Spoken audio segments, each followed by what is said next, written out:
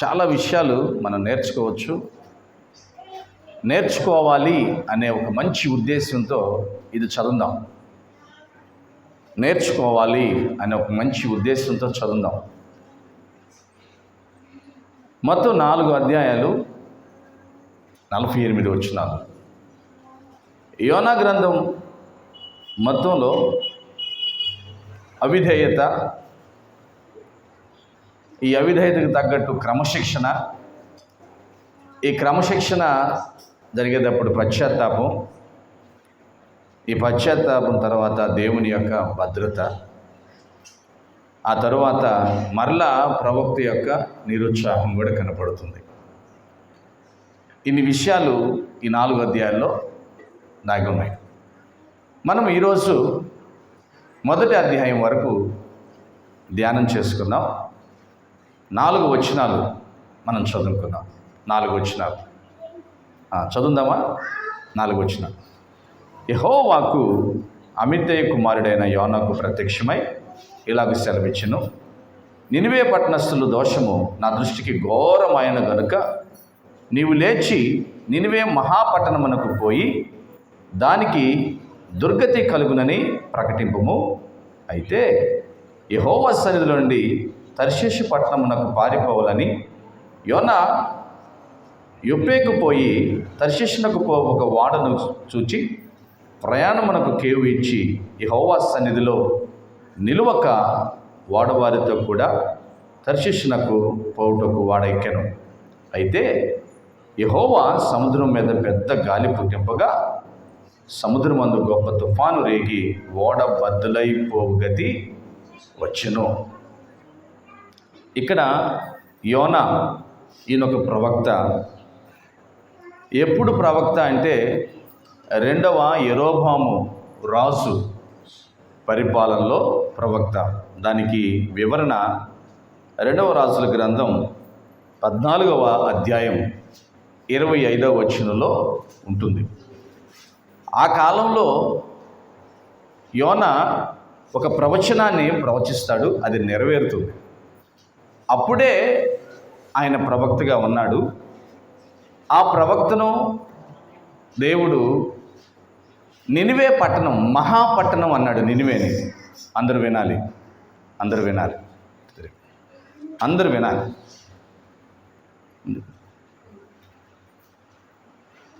ముందుకు జరగాలి.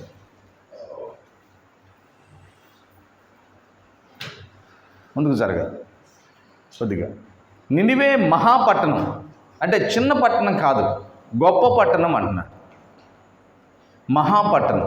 ఈ నినివే పట్టణం గురించి, నినివే పట్టణంలో ఉన్న ప్రజల గురించి దేవుని యొక్క ఆసక్తి ఇక్కడ రాయబడి ఉంది.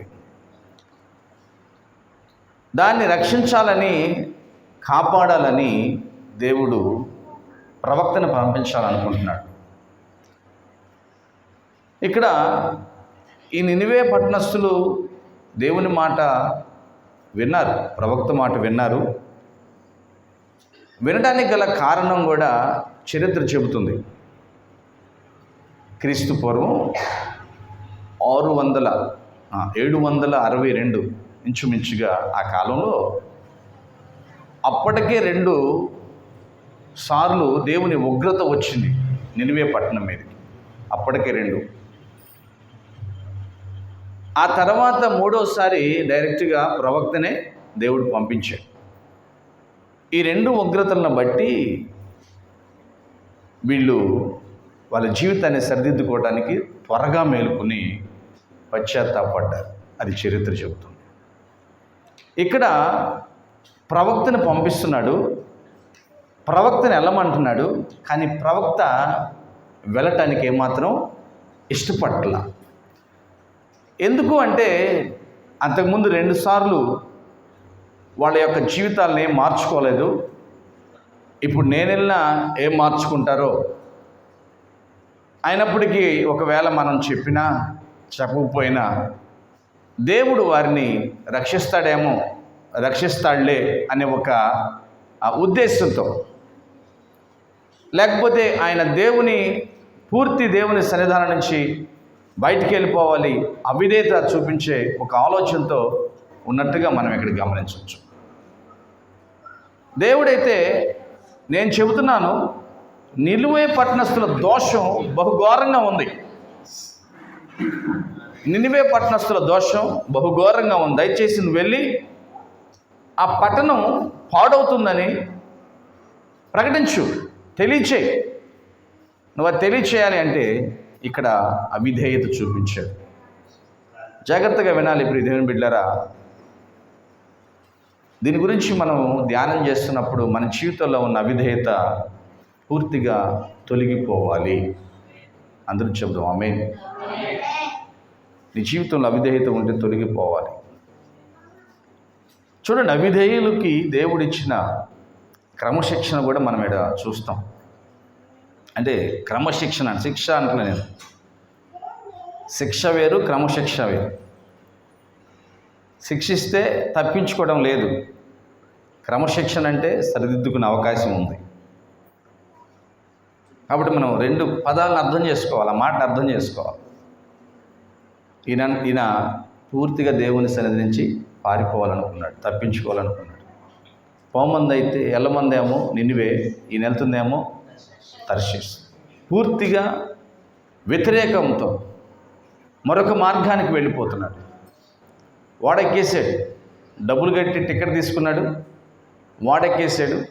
వాడెక్కటమే కాదు, ఇక నాకు ఏమీ అవసరం లేదు, తర్షీషుకి వెళ్ళేంత వరకు నన్ను ఎవరు డిస్టర్బ్ చేయకూడదని వాడ అడుగు భాగానికి వెళ్ళి నిద్రపోతున్నాడు. ఇంకా రెండో పని పట్టించుకోవాలనుకోవట్లా, ఒక దేని గురించి ఆలోచించాలని అనుకోవట్లా. అంటే అవిధేయత చూపించాను దేవుని మాటకనే కొద్దిగా కూడా ఆలోచించే వ్యక్తిగా లేడు.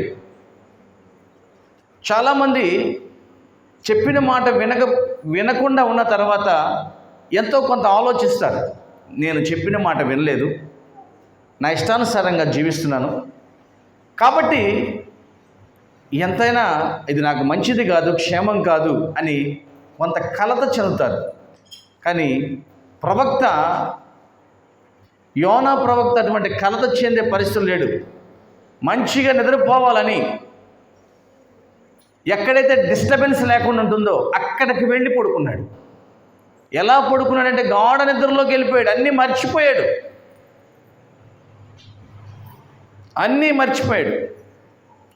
అంటే ఈయన పరిస్థితి ఎలా ఉంది అంటే, లోకంలో ఉన్న సామెత, బయట భయంకరమైన తుఫాను వస్తున్నా కానీ ఇతనికి ఏమీ తెలియదు.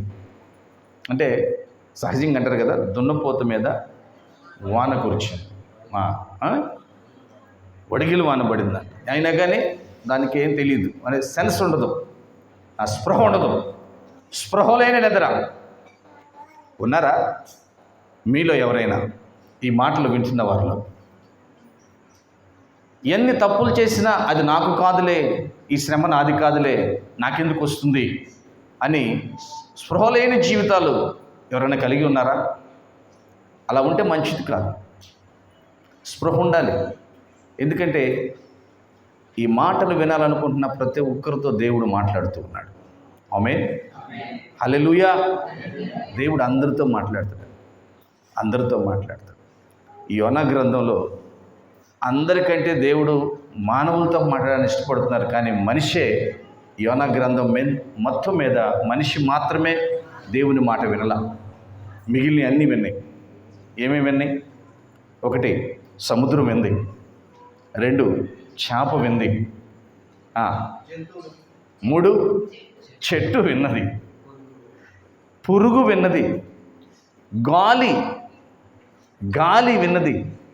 కానీ ఒకే ఒక వ్యక్తి వినలా. ఎవరు అయినా? యోనా వినలా. నువ్వు కూడా యోనా యొక్క లైన్లో నుంచుంటే దయచేసి ఈ మాటలు వింటున్నప్పుడు ఆ లైన్ నుంచి పక్కకు వచ్చాయి. ఆమేన్. యోనా లైన్లో ఉంటే ఏమాత్రం క్షేమం కాదు, అది ఏమాత్రం మంచిది కాదు.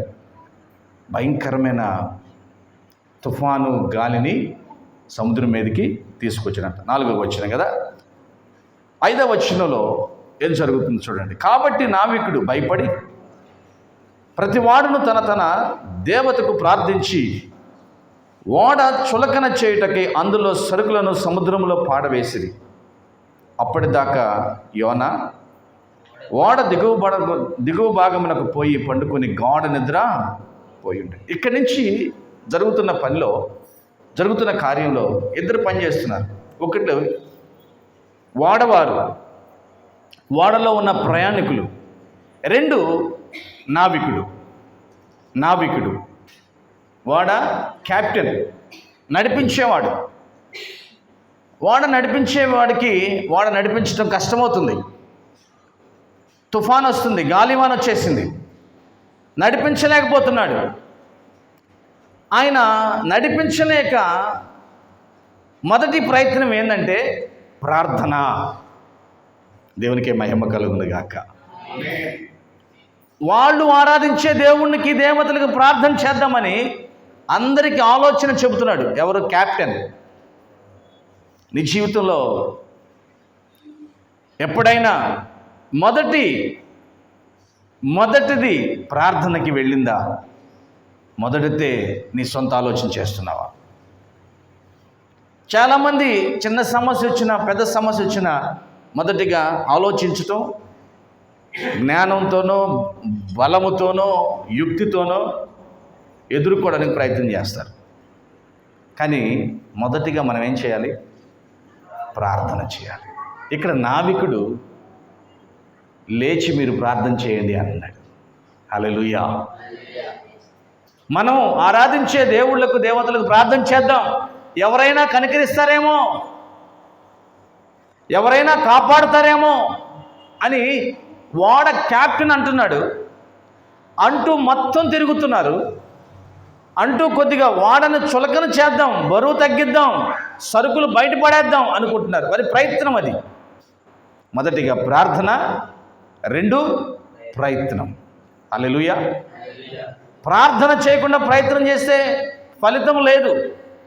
ప్రార్థన చేస్తూ మనం ఏదైనా ఒక పనిని ప్రారంభించినప్పుడు ఖచ్చితంగా దేవుడు ఫలితాన్ని ఇస్తాడు.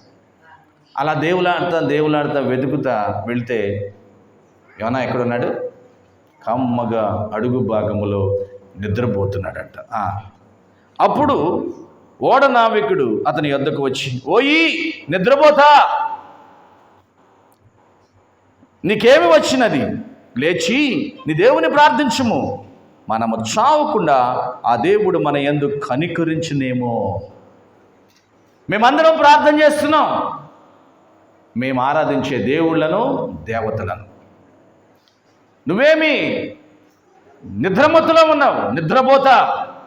అయ్యో, ఒక ప్రవక్తను పట్టుకుని నావికుడు ఏమంటున్నాడు చెప్పండి? ఏమంటున్నాడు కీర్తన? నిద్రపోతా. ఎవరైనా చెప్పండి, ఎవరైనా? ప్రవక్త. అమ్మ, ఒక ప్రవక్తను పట్టుకుని దేవుని ఎర్రగని ఒక క్యాప్టెన్ ఏమంటున్నాడు అడుగుతామా? పాట బాగానే పాడతావు, ఇంటికాడ పెద్దగా నడుపుతావు. ఏమంటున్నాడు? ఓయి నిద్రపోత. ఎంత ఘోరంగా అన్నాడండి. ఎవరైనా మన జీవితాల్లో మనల్ని అవమానకరంగా ఇలాగ మాట్లాడితే బాధ చాలా కష్టంగా ఉంటుంది. దేవుని బిడ్డలుగా ఎవరైనా అవమానంగా మాట్లాడితే ఎంత కష్టంగా ఉంటుందో. ఓయి నిద్రపోతా. మేమందరం ప్రార్థన చేస్తుంటే చలనం లేకుండా, స్పర్శ లేకుండా, స్పృహ లేకుండా పడుకున్నావేంటి? లేచి నీవు కలిగి ఉన్న దేవునికి ప్రార్థన చేయి. 7వ వచనం చదవాలి. అంతలో ఓడవారు ఎవరిని బట్టి ఎంత కీడు మనకు సంభవించినది తెలియటకై మనము చీట్లు వేతము రండిని ఒకరితో ఒకడు చెప్పుకుని చీట్లు వేయగా చీటి. ఇది పురాతన కాలపు పద్ధతి. ఇది ఎక్కడి నుంచి వచ్చింది? పురాతన కాలపు పద్ధతి. మీరు ఇంటికి వెళ్ళి చదువుకోండి, నేను కొన్ని రెఫరెన్స్లు ఇస్తాను మీకు. లేవియకాండము 16:8 వచనంలో, యెహోషువ 18వ అధ్యాయం 6వ వచనంలో, సామెతలు 16:33లో, అపోస్తుల కార్యములు 1:26 చివరిగా చూడండి. అపోస్తుల కార్యములు 1వ అధ్యాయము 26వ వచనం. స్పీడ్గా చదవాలి.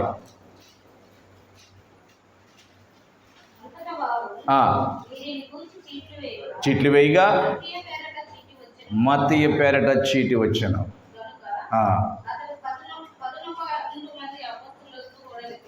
లెక్కింపబడను. యేసుక్రీస్తుకి 12 మంది శిష్యులు. వీరిలో ఒక ఆయన యోధ యేసుక్రీస్తుని పట్టించాడు. తర్వాత పశ్చాత్తాపడి తిరిగి మొహం యేసయ్యకు చూపించలేక సూసైడ్ చేసుకున్నాడు. ఇప్పుడు 12 మంది శిష్యుల్లో ఒక శిష్యుడు తగ్గిపోయాడు.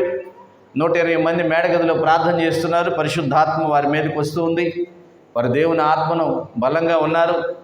పేతురు అంటున్నాడు, దేవుడు 12 మందిని ఏర్పాటు చేసుకున్నాడు కదా, ఈ 12 సంఖ్య తగ్గకూడదు. మరేం చేద్దాం? మనలో 2 ఉన్నారు, కొద్దిగా బెస్ట్గా ఉన్నారు. ఈ 2లో ఒకరిని ఏర్పాటు చేసుకుందాం.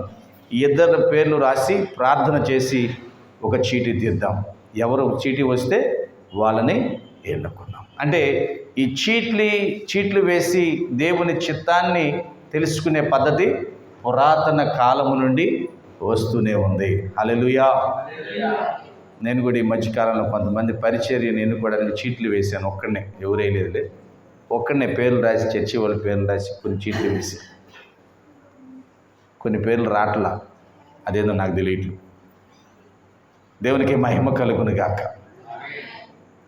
చీట్లు వేసే పద్ధతి పురాతన కాలం నుంచి ఉంది. అందుకనే వాళ్ళు కూడా అదే పద్ధతిని ఫాలో అయ్యి పేర్లు రాశారు. అందరి పేర్లు రాశారు. అందరి పేర్లు రాసి మన ఎఫ్రతా అక్కడ ఉంది. ఎవరున్నారు? ఎఫ్రతాని పిలిచారు. ఆ డబ్బాలో పేర్లు రాసి, ఆ డబ్బాలో పేర్లున్న చీటీలున్ని, ఎఫ్రతా ఒక చీటీ తీవా అన్నారు. ఒక చీటీ తీయగానే ఎవరి పేరు వచ్చింది? పీటర్ పేరా? యోనా పేరు వచ్చింది. ఎవరి పేరు వచ్చింది? యోనా పేరు వచ్చింది. ఇప్పుడు ఏమంటున్నారో చూడండి. 8వ వచ్చింది. చూచి యముని బట్టి ఈ కీడు మాకు సంభవించినదో, నీ వ్యాపారం ఏమిటో, నీవెక్కడి నుంచి వచ్చితివో, నీ దేశం ఏమోదో, నీ జనమేదో, ఈ సంగతి అంతయు మాకు తెలియచేయి. అసలు నువ్వెవరివి? ఏ ఊరి నుంచి వచ్చా? ఏ ఊరు వెళ్తున్నావు? నువ్వేం పని చేస్తావు? దొంగవా? దారి దోపిడీ చేయడానికి వచ్చావా? అసలు నువ్వెవరివి? నువ్వే జాతి? నీ దేశం ఏంటి? నీ మతం ఏంటి? అన్నీ అడిగారు. వెంటనే అతను ఏం చెబుతున్నాడు? అతడు వారితో ఇట్లా, నేను హెబ్రీడను. హల్లెలూయా. దగ్గర చెప్తాం హల్లెలూయా.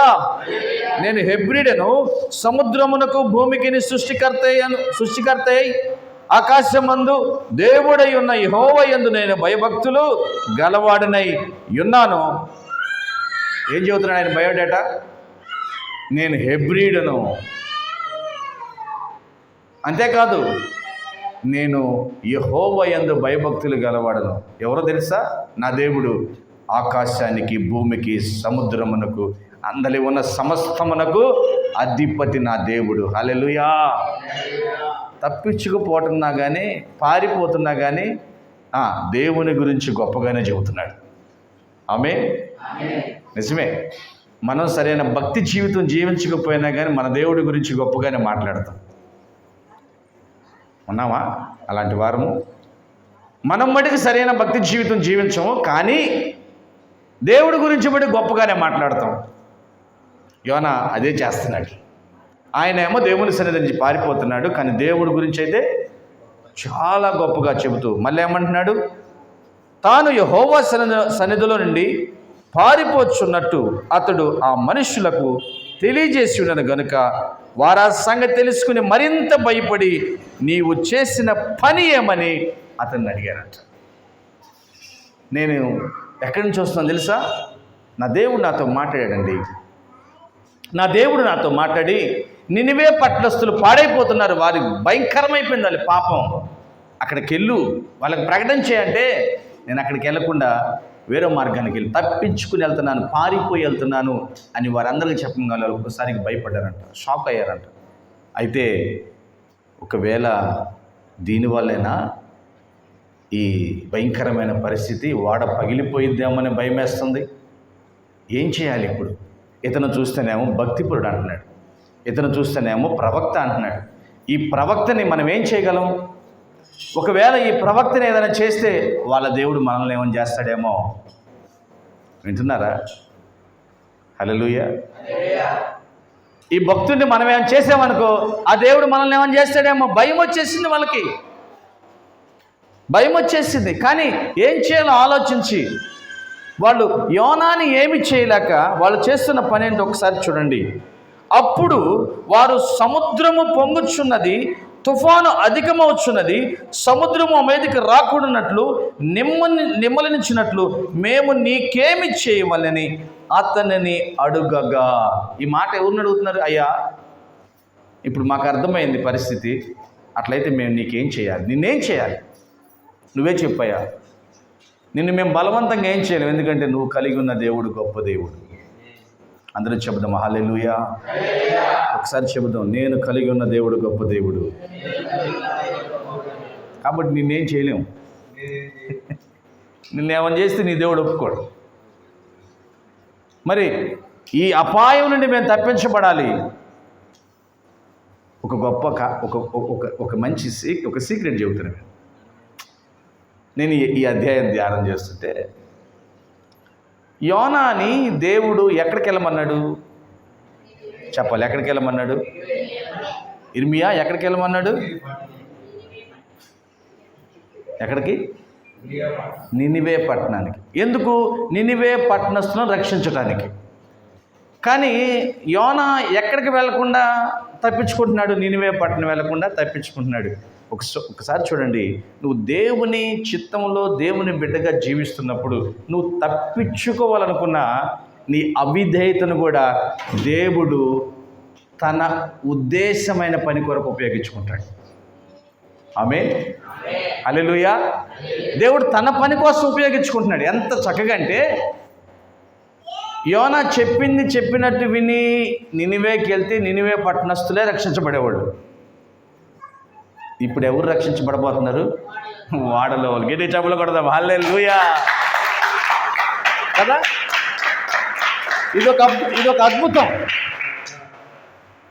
ఇప్పుడు తెలియక మూర్ఖతంగా చేసిన అవిధేయత దేవుడు దాన్ని కూడా ఆశీర్వాదకరంగా మారుస్తున్నాడు. వాళ్ళు భయపడుతున్నారు, ఏం చేయాలయ్యా, నిన్నేం చేయమంటావంటే చూడండి, యోనా నన్ను బట్టి ఈ గొప్ప తుఫాను మీ మీదకి వచ్చిన నాకు తెలిసి ఉన్నది. నన్ను ఎత్తి సముద్రంలో పడవేయడి, అప్పుడు సముద్రం మీ మీదకి రాకుండా నిమ్మలించునని అతడు వారితో చెప్పినను. అప్పుడేమన్నాడు? నా నుంచే వచ్చిందయ్యా, నన్ను పడేయండి, ఈ సముద్రం ప్రశాంతంగా ఉంటుంది, తుఫాను ఉండదని అని చెప్పినను. అంటే చెప్పినా కానీ వాళ్ళు ఏమైనా చేశారా? చేయకుండా ఏం చేస్తున్నారు? ఇప్పుడు చదవండి అమ్మా.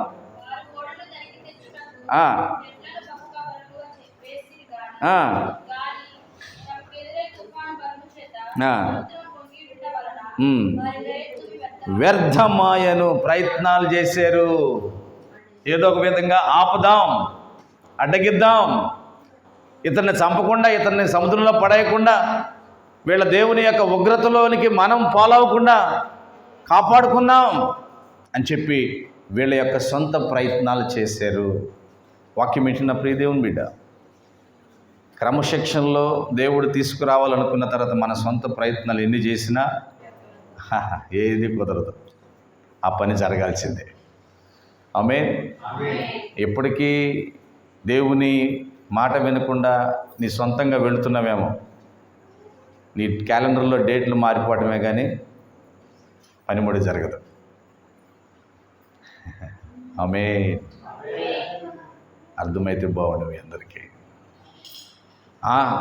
నాకు తెలివి ఉంది, తెలివితేటలు ఉండి నేనే చేస్తానని నువ్వు ఇంకా అంతే వెళుతూ ఉంటే క్యాలెండర్ డేట్లు మారుతూ ఉంటాయి, సంవత్సరాలు మారుతూ ఉంటాయి, కానీ పనిముడికి జరగదు.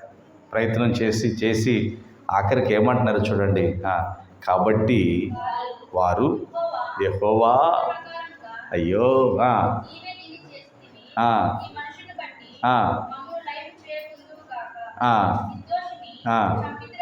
చంపిదనన్న నేరం మా మీద మోపకుందువు గాకని యెహోవాకు మనవి చేసుకున్నారు. ఇప్పుడు ఎవరు ప్రార్థన చేశారు?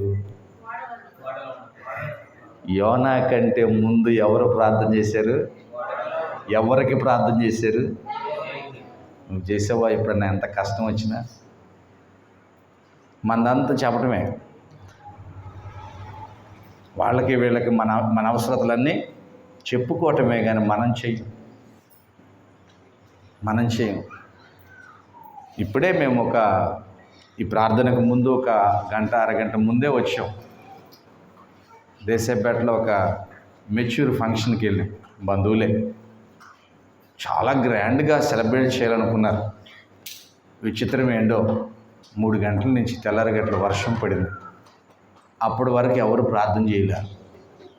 ఎప్పుడైతే వర్షం పడిందో వేసిన టెంట్ కింద ఉండి అప్పుడు ప్రార్థన చేస్తున్నారు. మీరు అలాగని చేస్తారా? సమస్య వచ్చినప్పుడు కాదు ప్రార్థన, పని ప్రారంభం చేయాలనుకున్నప్పటి నుంచే ప్రార్థన చేయాలి. ఆమేన్.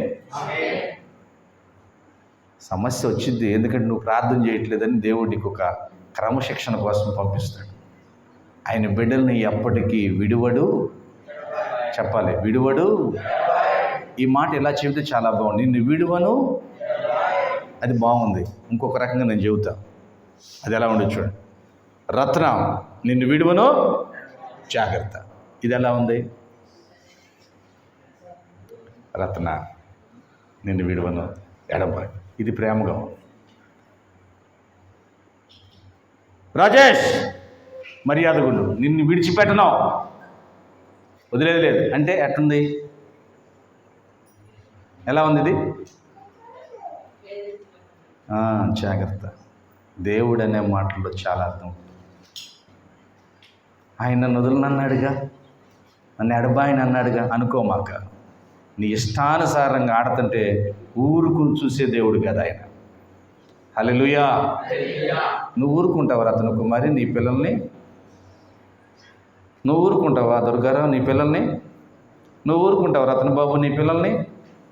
మరి దేవుడు ఎందుకు ఊరుకుంటాడు? మన కోసం రక్తము చిందించి సిలువలో ప్రాణం పెట్టిన దేవుడు ఊరుకుంటాడా? ఊరుకోడు. సరిచేస్తాడు. ఎవరు ప్రార్థన చేశారు ఈ యోనా గురించి ఇక్కడ అంటే? వాడలో వారందరూ, నావికుడు అందరూ కలిసి ప్రార్థన చేశారు యోనా కంటే ముందు. ఆమేన్. హల్లెలూయా. అయ్యా ఇక పడేయాలనుకుంటున్నాం, మా ప్రయత్నం చేసాం, పడేసిన తర్వాత ఇది నీ చిత్తమని మేము గ్రహిస్తున్నామయ్యా. ఎంత చక్కగా ఉంది ఆ మాట, నేను చదువుతుంటే. ఇది నీ చిత్తమని మేము అనుకుంటున్నాం, మేము నమ్ముతున్నామయ్యా. ఈ మనుష్యుడి విషయంలో మాకేమీ దోషము రానిమాక అయ్యా, మమ్మల్ని ఏం చేయమాకయ్యా అని దేవుణ్ణి బ్రతిములాడుకున్నారంట. ఆ తర్వాత చదవండి. ఎత్తి సముద్రంలో పడవేసిరి, పడవేయగానే సముద్రము పొంగకుండా ఆగెను. హల్లెలూయా. ఏందండి ఇంత అద్భుతం? ఒక మనిషిని ఎత్తి సముద్రంలో పడేయగానే ఆగిపోయిందంట, అంతే. ఆ తర్వాత ఏం జరుగుతుంది? ఇది చూడగా ఆ మనుషులు యెహోవాకు మిగుల భయపడి ఆయనకు బలి అర్పించి మ్రొక్కుబళ్ళు చేశారంటండి. ఈ కార్యాన్ని చూసి, ఈ అద్భుతమైన కార్యాన్ని చూసి, ఈ దేవుని యొక్క గొప్పతనాన్ని చూసి, దేవుడు వారిని రక్షించిన విధానాన్ని చూసి వాళ్ళు దేవునికి మిగుల భయపడ్డారంట. ఏం చేశారు? భయపడి బలి అర్పించారు, మ్రొక్కుబళ్ళు మ్రొక్కుకున్నారు. ఆమేన్. ఎవరు వీళ్ళు? తెలుసా వీళ్ళకి దేవుడు? కాదు, తెలియదు. యోనా వల్లనే దేవుడు వారికి తెలిసిపోయింది.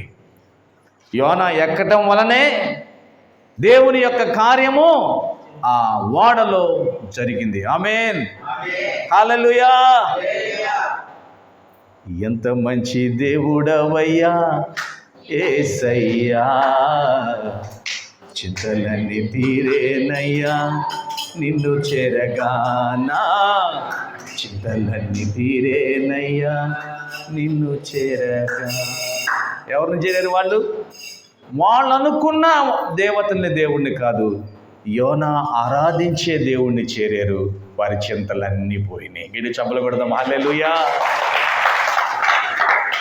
వారి ఆలోచనలు కాదు, వారి సొంత ప్రయత్నాలు కాదు, యోనా ఆరాధించే ఇశ్రాయేలు సైన్యములకు అధిపతి అయిన దేవుని దగ్గరికి చేరారు. వాళ్ళ చింతలన్నీ తీరిపోయినాయి. మరి నీవు ఈరోజు ఇంకా లోకంలో ఉన్న ఆచారాల వైపు పరిగెడుతున్నారు, లోకంలో ఉన్న అలవాట్ల వైపు భయమేసి పరిగెడుతున్నారు. మరి దేవుని ఎరగని వారైతే దేవుని వైపు పరిగెడుతున్నారు. నువ్వేటి పరిగెడుతున్నావు? అలాగని యోనాను వదిలేసాడు ఆ దేవుడు అంటే కాదండి. యోనాను ఏం చేశాడు? చివరి వచ్చిన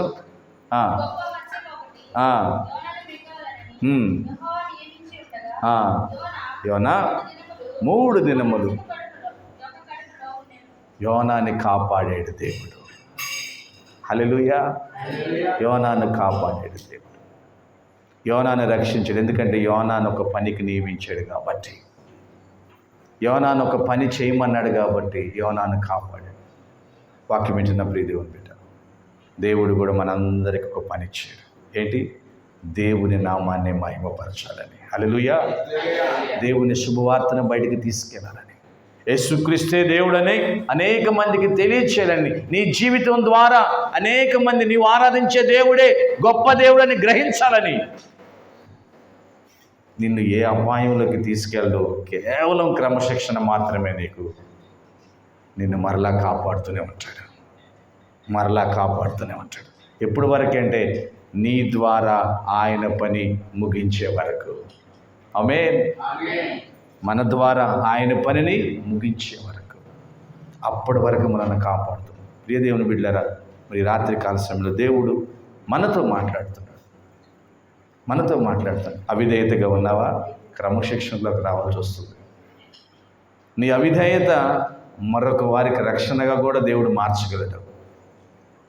కానీ వెంటనే నువ్వు పశ్చాత్తాపడాలి, వెంటనే మార్పు చెందాలి. నా వల్లే ఇది జరిగింది, నా వల్లే. యోనా ఒప్పుకుంటున్నాడు. నువ్వు ఒప్పుకోగలవా? ఒప్పుకోవాలి. ఆమేన్. 10 మంది ముందు, నావికులందరి ముందు, వాడలో ఉన్నవారు అందరి ముందు ఒప్పుకున్నాడు. యథార్థంగా ఒప్పుకుని, నేనే పారిపోతున్నా, నా నుంచే ఇది వస్తుంది. ఒప్పుకోగలవా? కుటుంబంలో ఒక చిన్న సమస్య వస్తే, నా వల్లే ఈ సమస్యని ఇంట్లో ఒప్పుకుంటున్నారా? ఒప్పుకోరు. ఎదుటి వారి మీద వేస్తారు కదా. ఒప్పుకోవాలి. ఒప్పుకుని దానికి పరిష్కారం దేవుని దగ్గరికి వెళ్ళాలి. దేవుడే దానికి పరిష్కారం ఇస్తాడు. అతి కృప దేవుడు మన కుటుంబాలకు దయచేయనుగాక. ఆమేన్.